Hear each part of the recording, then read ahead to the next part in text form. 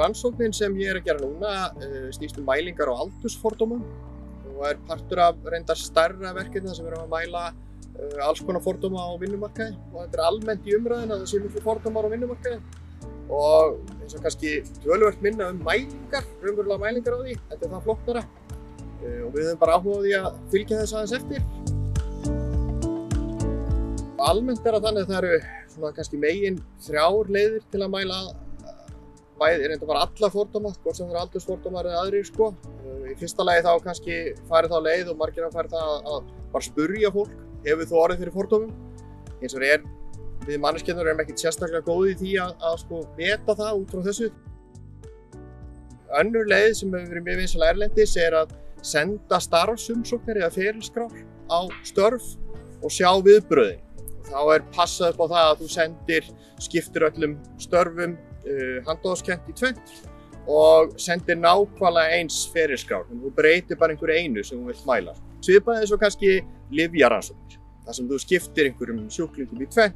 Þú lætur annan hópinn fá eitthvað lyf, eitthvað virkt lyf og hinn fá svokallað placebo, eitthvað sem gerir ekki neitt. Og svo mælur mun. Hins vegar það vandamál að gera þetta á Íslandi. Við keyrum allar ferilskrár og umsóknir í gegnum kennitölukerfi hér. Þannig að þetta vandkvæðum háð. Þannig að við fórum aðra leið sem að fólk oft í félagsfræðinu og sálfræðinu hefur gert. Og þá fengum við bara stóran hóp af fólki sem í ráðningum og fengum hvert og eitt til að meta eina ferilskrá við eitt starf og gefa bara álit sitt að þeim. Þau náttúrulega vissi ekkert við hvað við höfum þá sem viðmið. Þannig að allir mátu eina ferilskrá, sögðu hvað þau fannstu það, hvað var líklegt og myndir bjóða viðkomandi viðtal og annað í þeim dúr. Þá höfðum við líka þann kost að við gátum þá skoðað ráðningaaðila sjálfa, alls kyns upplýsingar þá, sem þú getur ekki ef þú sendir út ferilskrá. Það kemur í ljós að það eru ákveðnir aldursfordómar á íslensku vinnumarkaði. Við vorum að bera saman í þetta skipti vorum að bera saman 28 ára einstakling við nákvæmlega eins 58 ára einstakling.